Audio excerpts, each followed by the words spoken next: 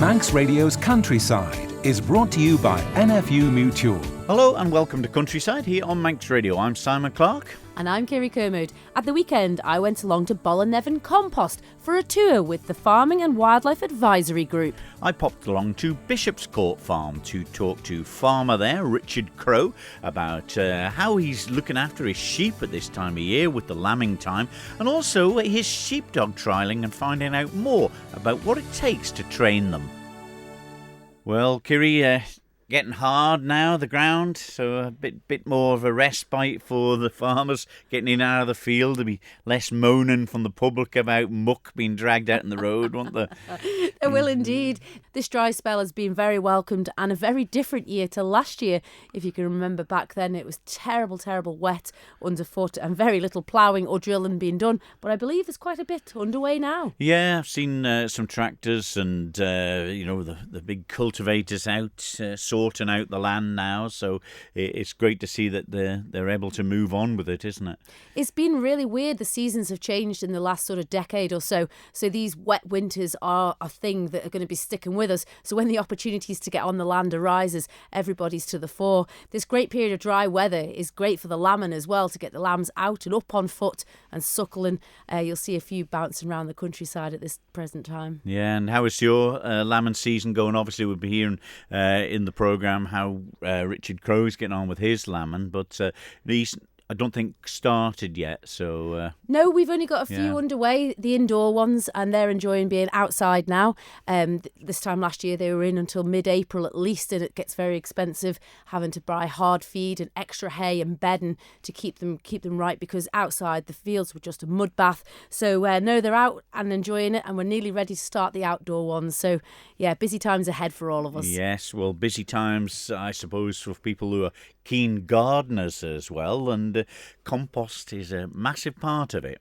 Absolutely. Ballenevin Compost there started in 2021, and the FWAG group organised a meeting and a tour around the plant, and I popped along to see what the operation was all about. Well, Dave Corrin, it's the first time I've been up to Ballenevin in many years. What a view you've got from here, but now a huge compost yard. It is, yes, yeah. I mean, firstly, yeah, it's a cracking view, isn't it? But yeah, no, it's a big process we've got going on here, yeah. It really is. Now, FWAG have organised this group to come up and have a look about, and there's people from all walks of life. There's people that do their own allotments, their own veg growing, and all the rest of it. Now, how does compost come about? Like, back to the basics. There's obviously a lot of raw material arrives here somehow. Yeah, well, so we take in green waste, so grass cuttings, hedge cuttings, that sort of thing, mainly from the amenity sites, southern, western and northern. They're our main ones, and then just normal gardeners, the commissioners, things like that. So yeah, that's how we get it. And that's how you get it, but then there's an awful big process behind it. There is a bit, yeah. So there's a bit of machinery out there that's needed, yeah. So yeah, it starts off, goes in a big shredder, which breaks it all down, and that sort of kicks off the process, the composting process. It gets them little microorganisms going. And then really it's just a matter of time and letting them do their job, nature doing its job, yeah. And that said, like you say, it is a very natural process, and time is of the essence to get it right. But how did you get involved with this business, Dave? Well, Anne-Marie, basically, yeah. It's not something I was out looking for, but Anne-Marie spotted it for sale and suggested. I'm like, compost? What am I going to do with compost? But best thing that's ever happened, though, yeah. Got me out of building and into compost, so yeah. And this said, Anne-Marie done a great talk at the start of the session here today. You're both very passionate about what you do, but there's a lot of blood, sweat and tears have gone into the work to get these beautiful bags of compost that we now see here in the shed. Yeah, absolutely, yeah. I mean, I think we're 3 years in now. Yeah, we just chipped away. I mean, a lot of the time's been tidying up the mess that's been about the place, and then that hasn't let me put everything I wanted into moving forward, but we're getting there now, yeah. So yeah, bags are in the garden centres. Yeah, we sell it loose. We work with one of the local farmers He takes a lot of compost and puts it on his land to rejuvenate it, sort of thing. Yeah. So. And you've got a 4-acre site here, Dave. Obviously, there's big mountains, as as high as houses here, of mid-process through the whole process of the compost biodegrading, and it comes into this barn here. Now we're looking at a beautiful pallet. It says 100% Manx peat-free multi-purpose compost. That must be something you're very proud of. Absolutely, yeah. I mean, it's Manx. You can't get better than that. But the peat-free, that's a big thing now. Like Amber was saying before, the getting rid of peat in compost, it's not good. So yeah, we're proud to be completely peat-free. You see these ones in the garden centres, which are probably comparable in price with us, but they've got peat in them. So that's how they bulk it out and improve it their way. But we're just natural. Yeah.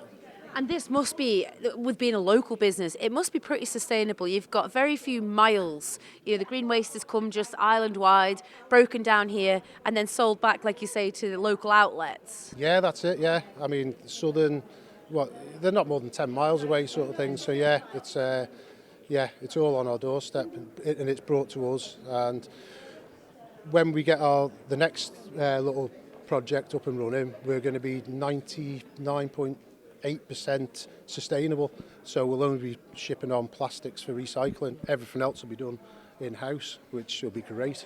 Yeah. And now you see that the wagon loads of green waste coming here. There's lots of twigs, there's branches, there's some logs involved. Is there lots of rubbish that arrives as well as everything else that you're supposed to be processing? Well, I think you know that because I showed you before. We've had everything. You name it, we've had it, sort of thing. Yeah.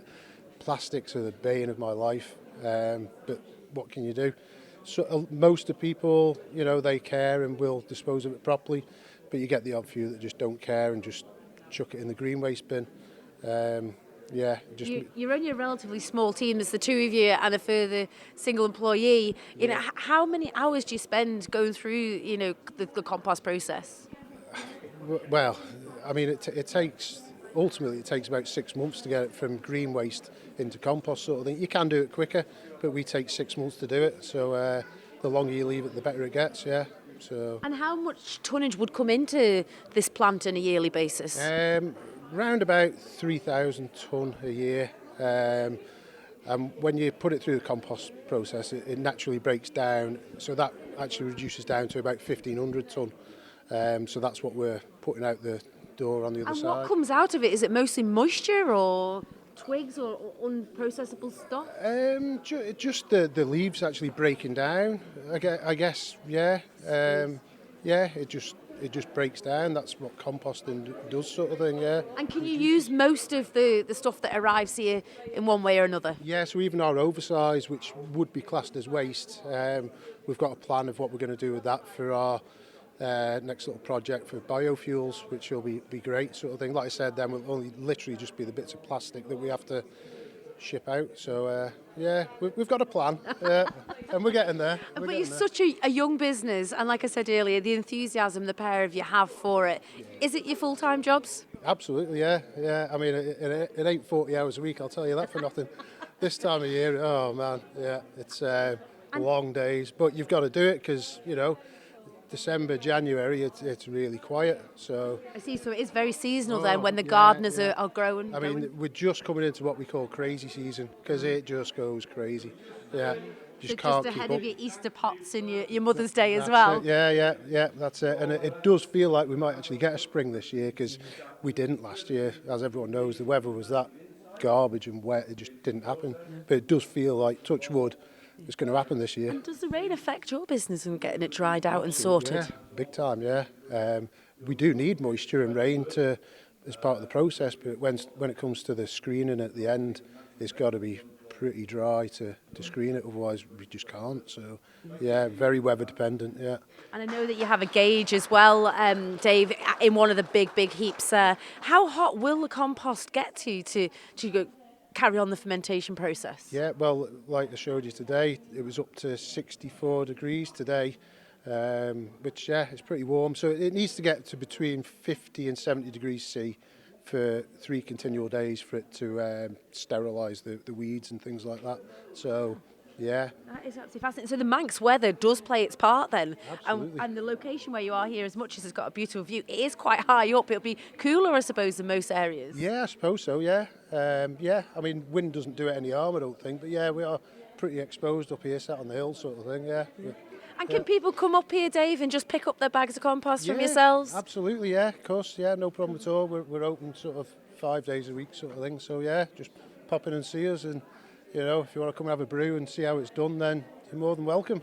Well, Paul Fletcher, here we are on the Poortown Road at Ballenevin Compost Company.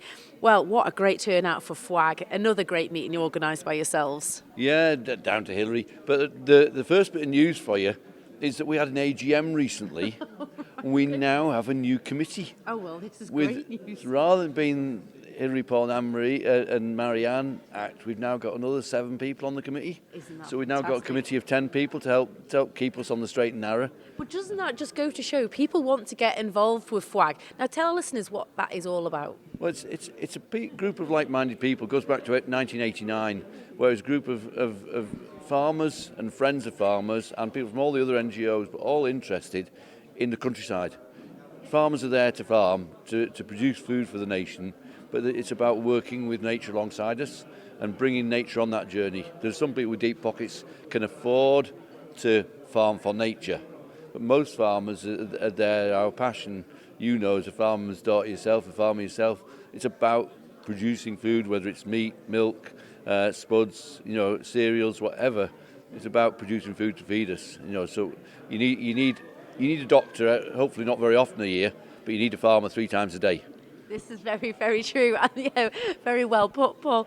And you were saying there now, the agri-environmental schemes have come into play. FWAG is now really at the fore of a lot of these organisations to get the advice over to farmers and ways to adapt their own business in getting that balance. Yeah, I mean, as a group on the island, we've perhaps not done much in terms of the advisory side of things for a lot of years, because DEFRA have done a lot of that, and other organisations. But one thing we were challenged a few years ago by some of the FWAG members and the organisations throughout Britain, and in the last 12-18 months, Hillary and I have linked up with the other FWAG groups all across Britain, and we were away at FWAG conference in the back end and able to interact and across, particularly the FWAG officers are there providing guidance and support and advice to encourage farmers in the direction and help them with their applications and all sorts.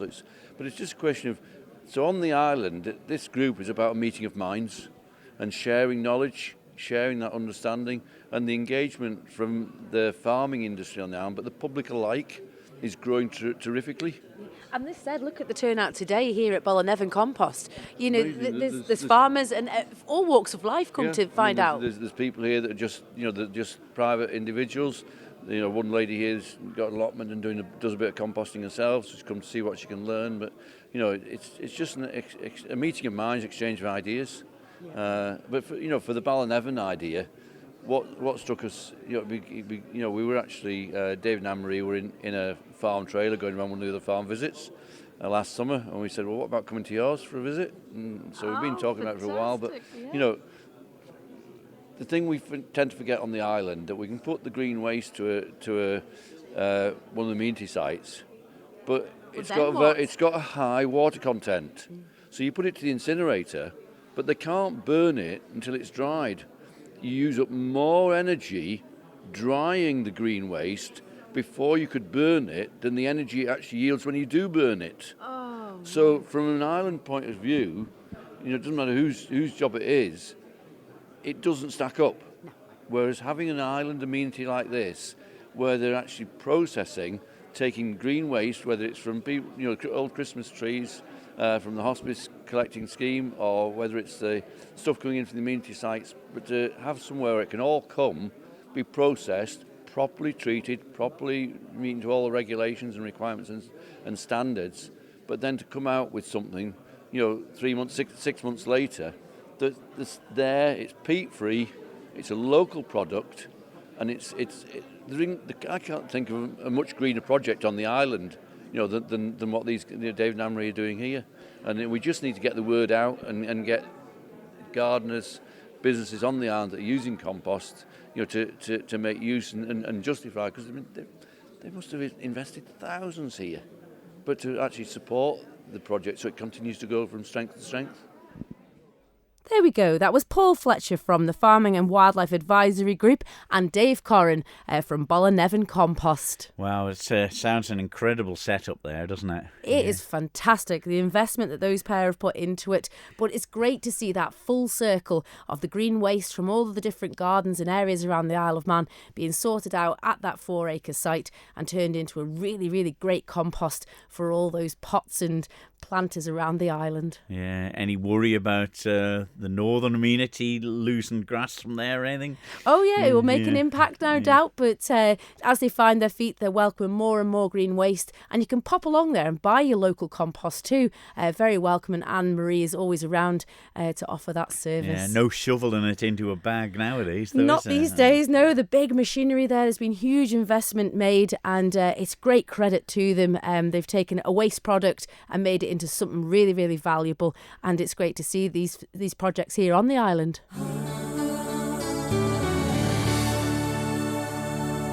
You're listening to Countryside here on Manx Radio with Kirree Kermode and myself, Simon Clark. Well, you'll know as much as anybody the value of having a good sheepdog on the farm, Kirree. I mean, lots of people have quads and things like that, but the good dog is great. And good company, aren't they? They're the best company. They really are. And I'd be absolutely lost without ours. As much as quads are fantastic, like you say, on farms, it can be a very lonely job. So having the dog beside you quite often has a full conversation. Yes, indeed.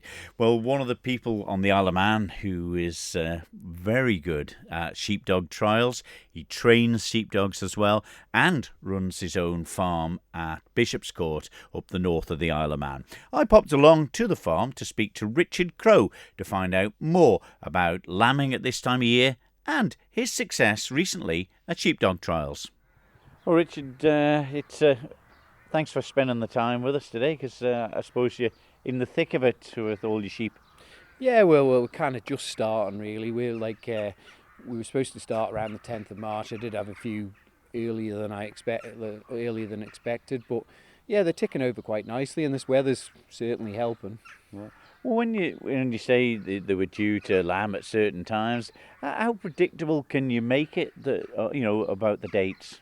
Well, you kind of have your dates, and you stick your tups in at a certain time, and you can occasionally, sheep can get over hedges and get to tups before you really want them, but yeah, you just have a certain time. We traditionally always lamb around about the 10th of March, and sometimes we do suffer with the weather, really, and sometimes I'm thinking I'm mad for lambing in March, but it's working out for us this year. Some go a bit earlier, some go a little bit later, as you said, but you can't predict the weather, can you? Well, no. And I think it also sometimes, like maybe sheep that have struggled through the winter, that are heavy in lamb, they'll sometimes lamb a bit earlier than others to, they're basically kicking them out saying, I've had enough here, and threes and stuff, they'll often lamb a bit earlier and stuff. So, yeah, it is hard to predict them. Yeah.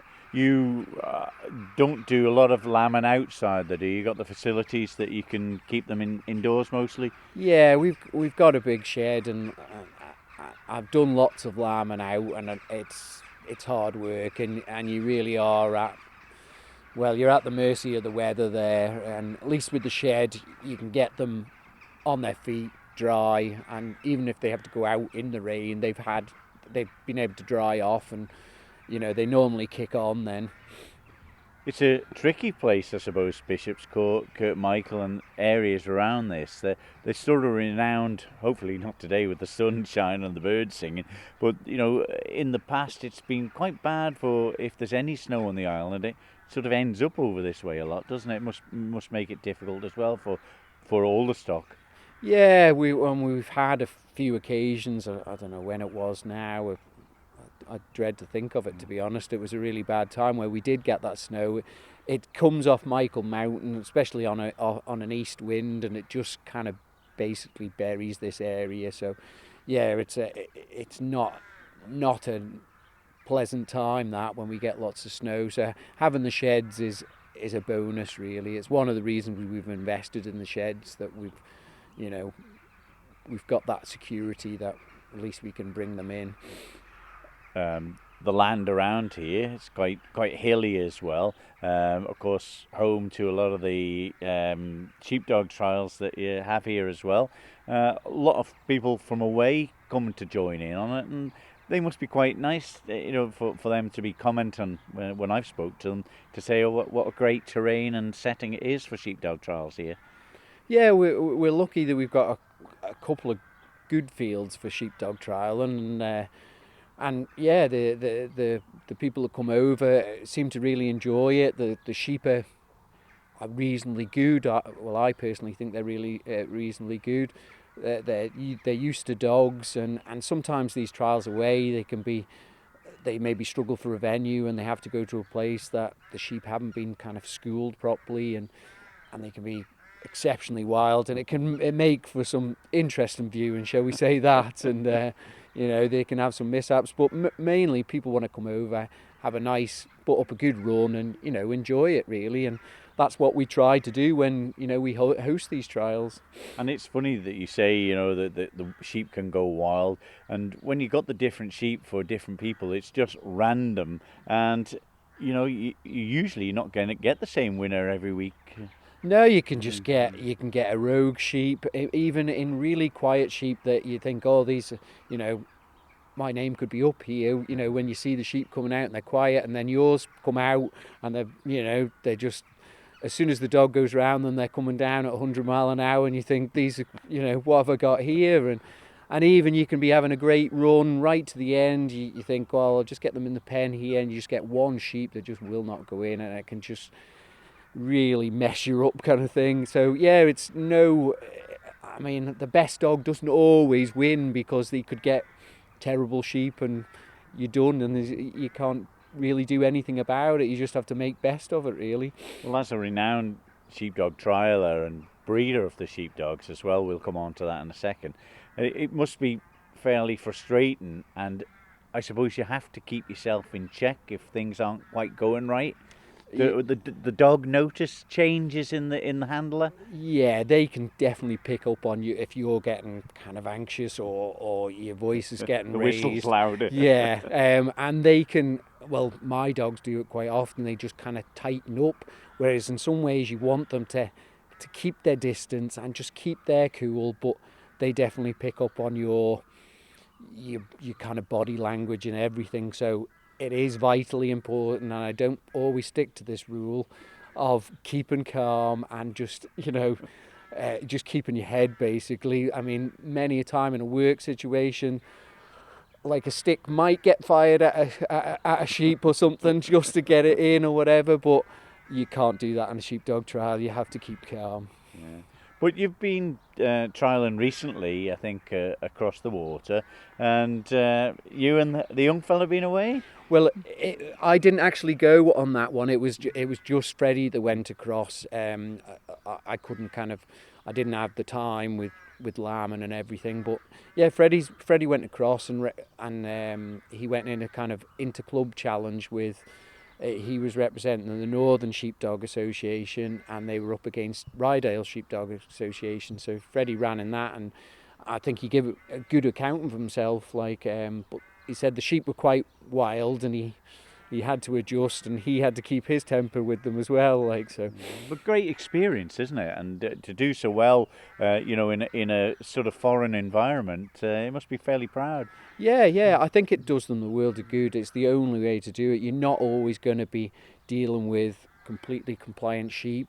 You're dealing with all different types of breeds of sheep, and some are heavy sheep, some are light sheep. So it'll do Freddie the world of good, kind of working with more difficult sheep and different types of courses as well. Did you send the top dog away with him? Well, yeah, he got his own. He has his own. He has a dog called Reggie, who's a really pleasant dog to have round. Really, he's very nice to run.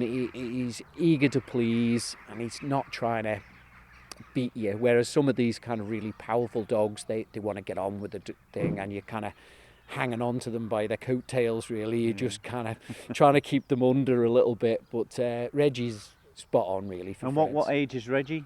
Is there an ideal age, really, or is it vary on the dog? It just varies. He's just that type of dog. He's about 2.5 now, so he's not. I wouldn't even say he's in his prime yet. And he's done quite a lot of work for us, but I would say 4 or 5 they should be in their prime. But a lot of people, maybe when they're buying their dogs, they maybe even a novice one should maybe buy a trained dog, maybe 3 or 4, where they're settled in their job and they kind of they know it, and they're not maybe anxious like a young dog can be at times, like and inexperienced. So that's what I would suggest for if you're trying to get into dog trial, and if you're just a novice, buy an older dog that kind of knows the game, kind of thing. Well, you're getting pretty renowned in the sheepdog training world, and of course pretty good sale of the sheepdog I've heard recently too. Yeah, we went away there about a month ago, and I sold 3 dogs there, and one bitch did really well, so yeah, I was really pleased. We had a lot of interest in her, and she made 5,400 guineas, so wow, it was a really nice thing to get, like. Yeah. But I mean, 5,000 odd guineas for a sheepdog, people will be thinking, wow, that's a lot of money. But is that the sort of highest that they'll ever get? Not really, no. It can go a lot higher than that. I think the record for Skipton is around about £24,000. Really? Like, so you are talking serious money, but. Yeah, I suppose it's just if a person's willing to pay it and they like that dog, like, I suppose, I mean, they're a handy tool to have, like a good work dog, aren't they? So I suppose at the time you've bought a couple of quads and things like that. Exactly, yeah, and the work these dogs can do, is incredible. But it's not the money for you, isn't it? It's been a passion since you were young, isn't it? Yeah, I mean, I like training dogs. I like taking them from a real raw pup that's just herring around after sheep and moulding them into a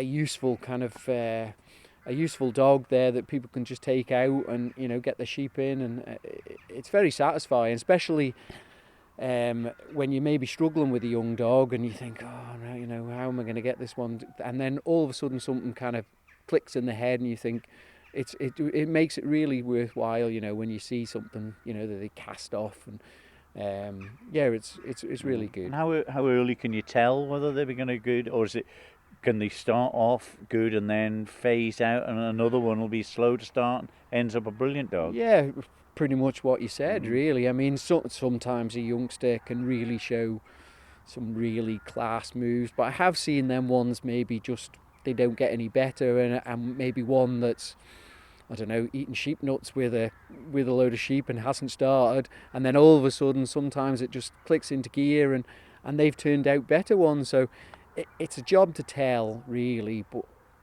I do like to see them starting a bit early and have a real appetite to work. In some ways I like to see them flying in and grabbing a bit of wool and showing a bit of enthusiasm for the job, because you can curb that out of them. Yeah, you can just mould it into the way whereas a thing that's maybe too natural and is way off them, they kind of they're too nice, if you get what I mean, and they kind of get kind of wider and too nice, and then they don't really have an effect on sheep. So the more wilder and keen one, they're the ones I prefer, to be honest. Okay, and when's your next sheepdog trials? Well, we're hoping to maybe have a couple over the summer, and then we've obviously got the Manannan one in September. That's kind of big one, but if people want to know when the next one is, if they follow us on the Manannan Sheepdog Trials Facebook page, we always let them know about a week or two before we're going to have the sheepdog trials. So yeah, if people are interested, tune into that. There we are, Richard Crowe from Bishopscourt Farm. Not started his lambing yet, Kirree, but just about into it, and just the marvellousness. Young Freddie there being away on his own and doing really well over there. Richard must be so proud of him, and taking the dogs that Richard trains from puppies. It's just must be so satisfying. It's a real talent that they've got. That connection between the man and the dog, it's phenomenal. If you've got that ability to train a sheepdog or have that connection with a working dog of any kind, it's a real talent to have. And it's great to see Freddie following in Richard's footsteps. But they host a wonderful sheepdog trials there, the Manana Sheepdog. We've been through a 2-day event ourselves, Simon. It's great to watch them in action, and people are showing a real interest in getting back to nature with the sheepdogs. Yeah, we were chatting there as well about the people, across the way they have the brace where the 2 dogs to control, and you think, goodness me, how are they managing? It's phenomenal. It really is. The hours they spend to train them. But it's that love and, the passion to keep that old art of training sheepdogs alive. And it's great to see so many young people wanting to get involved. But they are absolutely priceless, these good sheepdogs. Just some bits of information for you. Of course, the World Bonnig Championships happened at Derby over the weekend, Kirree, and good turnout. It was. Record entry, I believe. 55 Bonnigs, and poor Tony Quirk there had to judge them all. So the winners this year was the gentlemen's class was won by Andrew Bridgens. The ladies and overall world champion Bonnig winner was Linda Senior. The commercial champion was John at Greens at St John's, with the Dovecote a close runner-up. The children's section was won by Christopher Crompton Heavey, and then the gluten-free was won by Julie Boyle. A great night of entertainment by Dot Tilbury and friends also. Indeed, sounds like a good night. Just some notice of the Ramsey and Onken Fur and Feather Society, their AGM. That will be held on Monday the 31st of March. Ballaugh Bowling Club is the venue, and that's 7:30 p.m. for that one. So that's the Ramsey and Onken Fur and Feather Society AGM, Monday the 31st of March. And of course next week it is indeed the world famous Braid of Stedford, 7:30 there at the Braid Hall. So get along to that next Saturday. It'll be a full house as normal, I bet. It will be. That's it for this week's Countryside. We'll see you next week at 5:30. So until then, from me, Simon Clark. And me, Kirree Kermode. We'll see you then. Ta-da. Bye-bye.